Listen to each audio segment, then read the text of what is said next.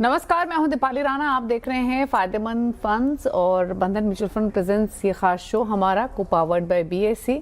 और आज इस शो में हम बातचीत करेंगे बंधन मल्टी एसेट एलोकेशन फंड की। और इसी पर बातचीत करने के लिए हमारे साथ मिस्टर विराज कुलकर्णी मौजूद हैं, जो कि वाइस प्रेसिडेंट इक्विटी हैं बंधन एएमसी से। और इनफैक्ट विराज से बातचीत करूं उससे पहले मैं बंधन मल्टी एसेट एलोकेशन फंड के बारे में आपको बता दूं। 3200 करोड़ से ज़्यादा का इसका एयूएम है। लेकिन इंपॉर्टेंट बात यह है कि अगर मल्टी एसेट एलोकेशन कैटेगरी में देखेंगे तो इस फंड ने कंसिस्टेंटली बेस्ट रिटर्न्स इस कैटेगरी में पर्टिकुलरली डिलीवर किए हैं। और पिछले एक साल में भी 8% से ज़्यादा के रिटर्न्स दिए हैं, कंसीडरिंग पिछले एक साल मार्केट्स कितने वॉलेटाइल रहे हैं या फिर बाकी फंड्स की किस तरीके की परफॉर्मेंस रही है। तो इस फंड की तमाम डिटेल समझेंगे, स्ट्रैटेजी क्या रहती है, किस तरीके से स्टॉक पिकिंग होती है, कब रीवैल्यूएशन होता है, हर पर्सपेक्टिव से बातचीत करेंगे विराज से इस फंड के बारे में। विराज नमस्कार, स्वागत है आपका। नमस्कार दीपाली, और थैंक यू मुझे आपके शो पे बुलाने के लिए। अच्छा विराज, इस फंड के बारे में तो बातचीत करेंगे, लेकिन पहले क्विकली क्योंकि आप पहले भी हमारे शो में आए हैं, पहले एक मार्केट पर एक सेंस समझना चाहेंगे कि इस समय बाजार लग कैसा रहा है, कंसीडरिंग कच्चे तेल के हायर प्राइसेस ने थोड़ा सा वरीसम माहौल क्रिएट किया है। जो अर्निंग्स रहेंगी अगले क्वार्टर की, उसको लेकर थोड़ी सी चिंता इमर्ज हुई है कि वहाँ पर हायर क्रूड प्राइसेस का एक इम्पैक्ट देखने को मिलेगा। इंडेक्स लेवल पे, स्टॉक लेवल पे हालांकि काफ़ी कुछ एक्शन हो रहा है, कुछ पॉकेट्स अच्छा कर रही हैं, कुछ अभी भी काफ़ी ख़राब परफॉर्म कर रही हैं। लेकिन क्या सजेशन आप अपने क्लाइंट्स को दे रहे हैं या हमारे व्यूअर्स को देंगे इस समय करंट मार्केट सिचुएशन पर? ठीक है, तो जस्ट इसको स्टार्ट करने के लिए ना, आई थिंक एक ही चीज़ है जो अपने को is impacting India big time. मतलब ये जो हॉर्मोज या ये जो वॉर की वजह से है, वो वॉर का अपने पे direct impact is because of oil.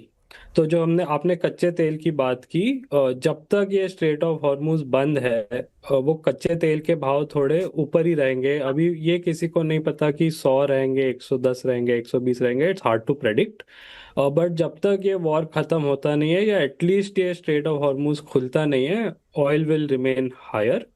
Problem ये है कि ये वॉर खत्म होने के बाद भी अगर हॉर्मोज खुल भी गया तो भी ऑयल बहुत जल्दी $60-70 नहीं जाने वाला। अभी जो भी ऑयल मार्केट के एक्सपर्ट्स है, दे आर सेइंग कि अराउंड $80-85 तक ऑयल सेटल हो सकता है ओवर द नेक्स्ट 8-12 मंथ्स। उसके बाद देखेंगे। आई थिंक अभी तक ये हमारा अंडरस्टैंडिंग है कि ऑयल वॉर खत्म होगा, ऑयल जरूर गिरेगा, but it will not go back to 60-70। वो $80-85 के बीच में जाके सेटल हो सकता है ओवर द 6-9-12 मंथ पीरियड। और तो अब इसका इम्प्लीकेशन अपने लिए is on a macro side, क्योंकि वी नो कि India is a big importer of oil. तो जब ऑयल की कीमत 60-65-70 डॉलर थी, वर्सेस ऑयल की कीमत 80-90 या $100 है, अपना इम्पोर्ट बिल काफ़ी बढ़ जाता है। एंड उसकी वजह से करंट अकाउंट, फिस्कल, सारे जगह वो इम्पैक्ट दिखने लगता है। क्योंकि ये जो एक्स्ट्रा ऑयल का कॉस्ट है कि हम लोग अगर पहले 150-160 बिलियन डॉलर का ऑयल इंपोर्ट करते थे, अगर हम अभी 200-220 बिलियन डॉलर का ऑयल इंपोर्ट करेंगे, तो वो जो कॉस्ट है वो किसी को ना किसी को बेयर करना पड़ेगा। आज के तारीख में that cost is largely borne by the oil marketing companies. थोड़ा कॉस्ट गवर्नमेंट भी बेयर करेगा, और अभी ये ऑयल प्राइस में या अपने पेट्रोल डीजल के प्राइस में जो हाइक्स हुए हैं, थोड़ा कॉस्ट कंज्यूमर को भी पास ऑन हो चुका है। तो आई थिंक ये सबसे बड़ा मॉनिटरेबल है। अगर हम इसको साइड में रखें या इसको, yes this is a risk, but ये रिस्क को छोड़ के अगर हम बाकी मार्केट की तरफ देखें, तो मार्च क्वार्टर की अर्निंग्स काफ़ी अच्छी थी अक्रॉस द बोर्ड। अगर आप लार्ज मिड स्मॉल कोई भी कैटेगरी देखें, earnings were quite decent. Next quarter की अर्निंग्स को लेके थोड़ी चिंता है, बिकॉज मार्जिन्स प्रेशर में रहेंगे। ग्रोथ तो आ जाएंगी, क्योंकि हायर इन्फ्लेशन, हमें ये याद रखना है कि higher inflation is good for revenue growth. क्योंकि जितना इन्फ्लेशन ज्यादा होता है, कंपनी का रेवेन्यू ग्रोथ उतना बढ़ जाता है। कंपनी प्राइस हाइक लेती है तो ऑटोमेटिकली वो रेवेन्यू ग्रोथ में आता है। अभी ये देखना पड़ेगा मार्जिन इम्पैक्ट कितना आता है। अगर कंपनी जितना इन्फ्लेशन है सब पास ऑन कर सकती है, then they can maintain margin. But अगर वो नहीं पास ऑन कर सकते, देन उनको मार्जिन पे इम्पैक्ट आएगा, जो अगले 1-2 क्वार्टर में हमको मॉनिटर करना पड़ेगा। तो आई थिंक वो एक रिस्क है।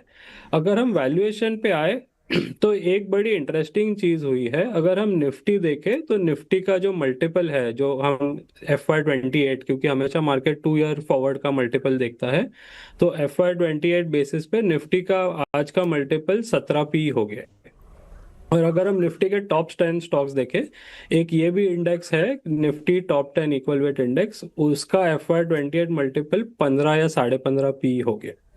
तो वैल्यूएशंस एटलीस्ट ये जो Nifty top 10 stocks blue chips, बल्कि ये स्टॉक जो एफआईएस बेच रहे हैं, बिकॉज हमने देखा है कि एफआईएस में पिछले 2 साल में काफी बेचा है मार्केट को, और उसमें ये मेगा कैप्स या निफ्टी स्टॉक्स ज्यादा बेचे हैं। एटलीस्ट ये सारे स्टॉक्स का वैल्यूएशन काफी रीजनेबल हो गया है आज के तारीख में। मिड एंड स्मॉल कैप में वैल्यूएशन अभी भी थोड़ा ज्यादा है, बट वहाँ पे अर्निंग ग्रोथ भी स्ट्रांगर है। जब तक अर्निंग ग्रोथ आता रहेगा वैल्यूएशन को हम जस्टिफाई कर सकते हैं। वहां पे रिस्क है अर्निंग स्लो डाउन का। बट लार्ज कैप में वैल्यूएशन अब इतना सस्ता हो गया है कि अर्निंग्स में थोड़ा मिस भी आता है तो भी downside is limited as such. तो आई थिंक ऐसे हम मार्केट को देखते हैं आज के तारीख। ओके और इनफैक्ट विराट ने इस जवाब में मल्टीपली देखे तो सारे एस्पेक्ट्स कवर किए जो मैं आगे भी पूछना चाहती थी, जिसमें उन्होंने बताया कंफर्ट कहाँ पर है, चिंता कहाँ पर नजर आ रही है, या फिर मार्केट ओवरऑल कैसा लग रहा है। तो इसीलिए सीधे आप बंधन मल्टी एसेट एलोकेशन फंड की तरफ रुख करते हैं। तो विराज, एज नेम इंडिकेट, ज़्यादातर व्यूअर्स जानते होंगे, समझते होंगे कि यहाँ पर अलग अलग एसेट एलोकेशन किया जाता है, लेकिन अगर सिंपल लैंग्वेज में समझना चाहें वो व्यूअर्स जिनके लिए ये नया नाम हो सकता है, आपसे जानना चाहेंगे पहले तो ये कि multi asset allocation fund exactly होते कौन से हैं, और करंट मार्केट सिचुएशन में इस तरीके के फंड्स की रेलेवेंस कितनी होती है। ठीक है, तो पहले मैं ब्रॉड मल्टी एसेट फंड्स की बात करता हूँ, नॉट स्पेसिफिक टू बंधन। तो मल्टी एसेट का जो डेफिनेशन है कि एटलीस्ट 3 एसेट क्लासेस होनी चाहिए, I think that is the definition. तो अगर हम देखेंगे मार्केट में फंड जो है उसमें अलग अलग टाइप के एसेट क्लासेस होते हैं, जैसे डोमेस्टिक इक्विटी एक एसेट क्लास हो गया, इंटरनेशनल इक्विटी एक एसेट क्लास हो गया, रियल एस्टेट एक एसेट क्लास हो गया, कमोडिटीज जिसमें गोल्ड सिल्वर ऑयल दूसरे मेटल्स ये भी एक एसेट क्लास हो गया, और फिक्स्ड इनकम। तो आई थिंक ये ब्रॉड एसेट क्लासेस है जो मल्टी एसेट फंड्स में होते हैं। अगर हम बंधन मल्टी एसेट फंड की बात करें तो हमारे पास domestic equity, international equity, gold silver, fixed income, ये एसेट क्लासेस है।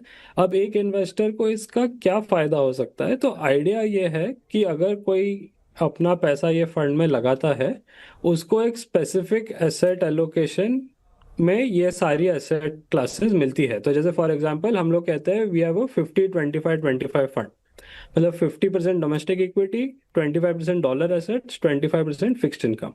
तो डोमेस्टिक इक्विटी तो अंडरस्टैंडेबल है, 25% जो डॉलर एसेट्स है उसमें 7% गोल्ड, 7% सिल्वर और 8 से 10% इंटरनेशनल इक्विटी। तो ये सारे आपके डॉलर लिंक्ड एसेट्स हो गए। और 25% फिक्स्ड इनकम, तो उसमें 15% अर्बिट्राज है एंड 10% बॉन्ड्स। तो ये एक फंड का ब्रेकअप हो गया। तो कोई इन्वेस्टर जब ये फंड में पैसा लगाता है या कोई भी मल्टी एसेट में पैसा लगाता है, उसको एक स्पेसिफिक प्रपोर्शन में सारे एसेट क्लासेस को एक्सेस मिलता है। रीबैलेंसिंग भी एएमसी करता है, तो उसको रीबैलेंसिंग कॉस्ट भी नहीं लगते, क्योंकि हमें पता है कि अगर हम खुद से रीबैलेंस करना चाहे, if we sell gold ETF या if we sell equity, taxes पड़ते हैं। जबकि एट एन एएमसी लेवल, जब जनवरी में जैसे हमने देखा गोल्ड का भाव बहुत चल गया था, weight of gold in the fund 60% का 10-11% हो गया था, या सिल्वर भी 60% का 10-11% हो गया था। तो हमने वो बेचा एंड उसको 7% वापस ले आए, क्योंकि हमारा फिक्स्ड एसेट एलोकेशन है। तो ये जो रीबैलेंसिंग होता है ये भी एएमसी अपने लेवल पे करता है, और ये कॉस्ट एफिशिएंट तरीके से होता है या टैक्स एफिशिएंट तरीके से होता है, क्योंकि म्यूचुअल फंड्स को टैक्स नहीं लगता on buying and selling securities as such. और जब इन्वेस्टर अपना फंड ये फंड में अपना पैसा ये फंड में से निकालता है, उसको इक्विटी टैक्सेशन लगता है, क्योंकि we have 65% domestic equity, 50% active और 15% अर्बिट्राज। तो ये आई थिंक फंड का की कंसेप्ट है, access to all asset classes, all नहीं बोलूंगा but these 5 asset classes in a fixed proportion through one fund with equity taxation. Okay अच्छा, आप किस तरीके से पोजीशन है Bandhan multi asset allocation fund के थ्रू अलग अलग एसेट क्लासेस में? एंड अगेन जो मैंने पहले भी पूछा कि करंट मार्केट सिचुएशन में इस तरीके की फंड्स की रेलेवेंस कितनी होती है? हाँ, तो आई विल कम टू आपका सेकंड क्वेश्चन में फर्स्ट आंसर करता हूँ, फिर मैं बंधन पे आऊँगा। तो वो जो करंट मार्केट सिचुएशन में देखो, नॉट जस्ट नाउ, अगर हम कोविड से देखें तो पहले तो बड़ा कोविड क्रैश आया था, उसके बाद रशिया यूक्रेन वॉर 21-22 के दौरान हुआ था, उसके बाद इंडिया में एक बड़ा बुल मार्केट आया था 23-24 में इक्विटीज़ में, और पिछले 2 साल से इक्विटीज़ फ्लैट रहा है, बट गोल्ड सिल्वर ने अच्छा किया है, इंटरनेशनल इक्विटी ने अच्छा किया है, और ये ईरान और यूएस वॉर की वजह से oil has also gone up.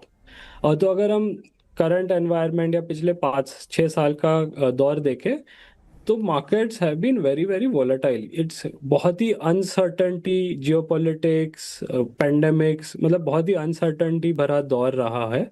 और ऐसे दौर में इट्स वेरी डिफिकल्ट ये प्रेडिक्ट करना कि कौन सा एसेट क्लास अगले साल बेस्ट परफॉर्मिंग एसेट क्लास होगा।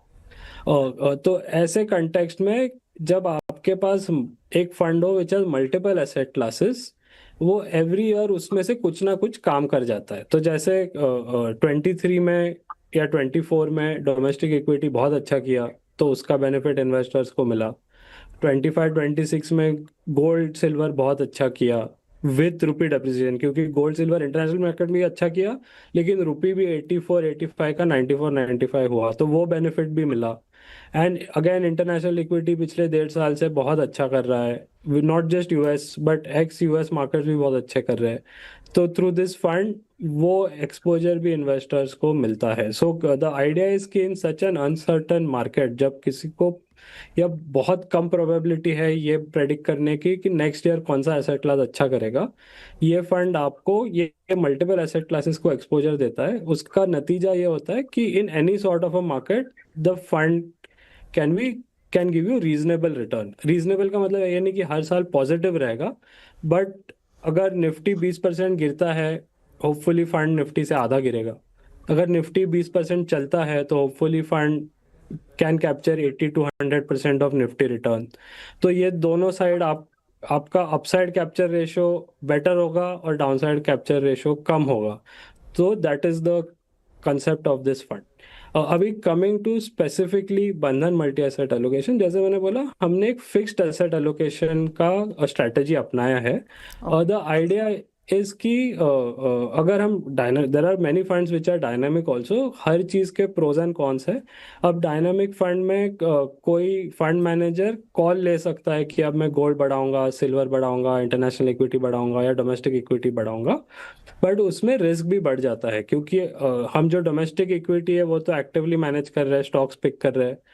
अगर हम एसेट एलोकेशन भी एक्टिवली मैनेज करें, तो देयर इज अ चांस कि अगर दोनों कॉल गलत गए, कि आपका एसेट एलोकेशन कॉल भी गलत गया और स्टॉक पिकिंग भी गलत गया, तो इन्वेस्टर के लिए आउटकम बहुत खराब हो सकता है। ऑब्वियसली दोनों सही गए तो इन्वेस्टर के लिए आउटकम बहुत अच्छा भी हो सकता है, बट इससे वोलेटिलिटी बढ़ जाती है।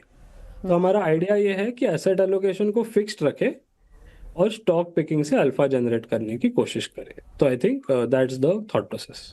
ओके अच्छा, फिर अभी कितना कितना परसेंटेज किस एसेट क्लास में, अगर हम करंट एलोकेशन को देखें, है इस एएमसी के थ्रू, इस फंड के थ्रू, और किस तरीके से आप जो फंड एलोकेशन होता है, जो एसेट एलोकेशन, उसका फ्रेमवर्क कैसे डिसाइड करते हैं?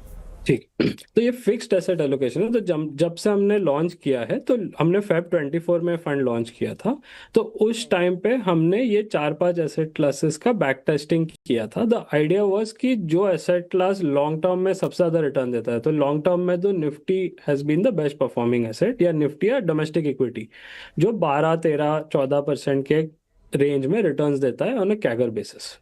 उसके बाद इंटरनेशनल इक्विटी जो 9-10% रिटर्न देता है, उसके बाद गोल्ड सिल्वर विच इज 8-9%, उसके बाद फिक्स्ड इनकम जो टिपिकली 7-7.5% तक का रिटर्न देता है। सो आइडिया था कि domestic equity which is the best performing asset class, उसको हम 50% करें, फॉलोड बाय 25% डॉलर एसेट्स, जिसमें 10% international, 7% gold, 7% silver, followed by 25% fixed income, जिसमें 15% आर्बिट्राज और 10% आपका नॉर्मल बॉन्ड्स। और तो ये हमारा स्टैटिक एसेट एलोकेशन है, हम इसको चेंज नहीं करते। और मार्केट ऊपर नीचे जाता है तो वो एसेट्स के वेट्स ऑटोमेटिकली चेंज होते हैं, we rebalance them to get them back to the target weight as such. But ये फिक्स्ड एलोकेशन है, ये कभी चेंज नहीं होगा। तो कोई इन्वेस्टर अगर ये फंड में आता है तो उसको क्लैरिटी मिलेगी कि कोई भी मार्केट हो, he will get this specific asset allocation in the fund as such. Okay अच्छा, इनफैक्ट यही मैं आपसे पूछने भी वाली थी कि अगर मार्केट में उथल पुथल है, एक्सपेंसिव लग रहा है, मार्केट में गिरावट है या तेजी है, तो ऐसे सिचुएशन में जो एलोकेशन है वो ऑटोमेटिकली चेंज होता है या फिर एक्टिव कॉल्स लिए जाते हैं? नहीं तो टारगेट वेट तो फिक्स्ड है, वो चेंज नहीं राइट। होता, तो वो डिसिप्लिन का हमारा पार्ट है, वी डोंट चेंज। बट जैसे आपने कहा कि मार्केट में उथल पुथल होता है, तो अगर डोमेस्टिक इक्विटी में बड़ा करेक्शन आता है तो फंड में वेट ऑटोमेटिकली वो 50 का 40 या 42 ऐसा हो जाएगा, तो we'll buy to make it back to 50। Okay. अगर अच्छा गोल्ड तो सिल्वर चलते हैं तो उनका वेट इन द फंड बढ़ता है, तो we'll sell to get it back to 7% each. तो that is the call that we take. Okay, interesting. अच्छा, जो गोल्ड सिल्वर और फिक्स्ड इनकम का कंट्रीब्यूशन है इस एसेट, इस फंड में, वो सिर्फ हेजिंग के लिए है या फिर return generation point of view से भी आप देखते हैं इस एलोकेशन को? नहीं, तो दोनों है, आई थिंक दोनों है, क्योंकि लॉन्ग टर्म में गोल्ड और सिल्वर रिटर्न तो जनरेट करते हैं, दो इक्विटी से कम करते हैं। तो अगर आपको pure out and out risky product चाहिए तो 100% इक्विटी। बट ये प्रोडक्ट में क्या है, 50% इक्विटी है, 10% इंटरनेशनल है, तो टोटल 60% इक्विटी हो गया। लेकिन जो बाकी 40% गोल्ड सिल्वर फिक्स्ड इनकम है, वो हेजिंग और एसेट डाइवर्सिफिकेशन का रोल भी प्ले करता है ये फंड। ओके, ठीक है। चलिए, इसी के साथ क्विकली ब्रेक के लिए रुक रहे हैं। ब्रेक के उस पार आगे बातचीत करेंगे इक्विटी में एग्जैक्टली किन पॉकेट्स में ज़्यादा कंफर्ट है, category wise, sector allocation wise, उसको समझने की कोशिश करेंगे। किन इन्वेस्टर्स के लिए ये फंड वेल सूटेड है या कितना होराइजन आपको लेकर चल रहा है, इस पर भी करेंगे चर्चा, लेकिन एक छोटे से ब्रेक के बाद। स्वागत है, आप देख रहे हैं बंधन म्यूचुअल फंड प्रेजेंट फायदेमंद फंड्स को पावर्ड बाय बीएसई। आज हम बात कर रहे हैं बंधन के मल्टी एसेट एलोकेशन फंड की। इस पर बातचीत करने के लिए विराज कुलकर्णी हमारे साथ बने हुए हैं, जो कि वाइस प्रेसिडेंट इक्विटी बंधन एएमसी से हैं। विराज, ब्रेक के बाद एक बार फिर से आपका स्वागत है। अच्छा, इक्विटी एक्सपोजर की अगर हम बात करें, जो 50% के आसपास का आपका है, ये किस तरीके से आपने फाइबरकेट किया है in between large cap, mid cap, small cap? क्या इसको लेकर भी कोई प्री डिसाइडेड परसेंटेज होती है या फिर सेक्टर एलोकेशन पर ज़्यादा फोकस होता है, फिर चाहे उस सेक्टर की किसी भी कैटेगरी की कंपनियां आए, कि किस तरीके से एग्जैक्टली 50% ऑफ इक्विटी पोर्टफोलियो अभी है? आपने सही कहा, तो ये इक्विटी पोर्टफोलियो को भी हम एक मल्टी कैप फंड की तरह चलाते हैं। तो आइडिया है कि 50% लार्ज, 25% मिड, 25% स्मॉल। तो जो इक्विटी है उसमें भी ये फिक्स्ड एलोकेशन या लार्जली फिक्स्ड, एकदम एग्जैक्ट तो नहीं करेंगे, लेकिन अराउंड 50 लार्ज, 25 मिड, 25 स्मॉल लिए लेके चलते हैं, जैसे कोई भी मल्टी कैप फंड होता है वैसे। जब सेक्टर या स्टॉक की बात करें तो स्टॉक पे स्पेसिफिक तो बात नहीं कर सकते, बट अगर मैं सेक्टर देखूं तो आज के मार्केट में हमारा ये स्टांस है कि दो टाइप के सेक्टर या स्टॉक्स पे फोकस करो। एक जहाँ पे आपको वैल्यू दिख रहा है, बिकॉज मार्केट में काफ़ी पार्ट्स है जहाँ पे काफ़ी अच्छा वैल्यू उभर के आ रहा है, और दूसरा है जहाँ पे अर्निंग ग्रोथ बड़ा तगड़ा है। तो आई थिंक ये हम बैलेंस करने की कोशिश कर रहे हैं कि ऐसे नहीं कि 100% ग्रोथ मोमेंटम खेले या 100% वैल्यू खेले, थोड़ा बैलेंस फंड चलाने की कोशिश कर रहे हैं। तो इसके चलते आज के तारीख में the fund is overweight private banks, IT, because ये हमको वैल्यू पिक्स लग रहे हैं। And the fund is also having decent allocation in some जो AI beneficiaries है, थोड़े कैप गुड स्टॉक जो AI से बेनिफिट कर सकते हैं, उसमें थोड़ा एलोकेशन है, और थोड़ा high growth new age companies जो है इंडिया में, उनमें थोड़ा एलोकेशन है। तो आई थिंक ये सेक्टर्स है जहाँ पे हम थोड़ा कंस्ट्रक्टिव है। बैंक्स, प्राइवेट बैंक्स, आईटी, वहाँ पे वैल्यूएशन बहुत रीजनेबल है, रिस्क रिवॉर्ड बहुत फेवरेबल है, और न्यू एज टेक कंपनीज या ई कॉमर्स कंपनीज या सम एआई बेनिफिशियरीज जहाँ पे अर्निंग ग्रोथ विजिबिलिटी काफ़ी स्ट्रांग है। अच्छा, विराज जी, आपने आईटी का जिक्र किया, तो क्या आइडिया दे सकते हैं कि कितना percentage allocation in general IT में आपका है? वैल्यूएशन के आपने जिक्र किया, डेफिनेटली वैल्यूएशंस काफ़ी अच्छी हैं, बट ग्रोथ को लेकर आपका व्यू क्या है सेक्टर को लेकर? क्योंकि काफ़ी अप्रीहेंशंस हैं अभी भी इस पूरे सेक्टर के ग्रोथ आउटलुक को लेकर। करेक्ट। तो आई थिंक इंडेक्स में क्योंकि हम थोड़ा इंडेक्स भी देखते हैं, तो इंडेक्स में आईटी का वेट करीबन 8% के आसपास होगा। हमारे पास वी लेव 10, 11, 12%, between that range, between 10 to 12% हमारा आईटी में वेट होगा for the equity part of the portfolio. तो हम थोड़ा ओवरवेट है। वैल्यूएशंस काफ़ी रीजनेबल है, स्पेशली जो large and mega cap IT है वहाँ पे तो valuations are very cheap.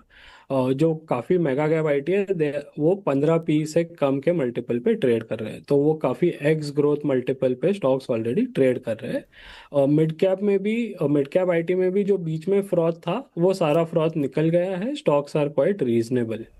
Question earning growth पे आता है, that is a question mark. उसमें भी हमने देखा है कि जो मिड कैप आईटी है वहाँ पे अर्निंग ग्रोथ काफ़ी रीजनेबल है, डबल डिजिट डॉलर में उनका अर्निंग ग्रोथ आ रहा है। लेकिन अगर हम रुपी में देखें तो earning growth looks quite good because of rupee.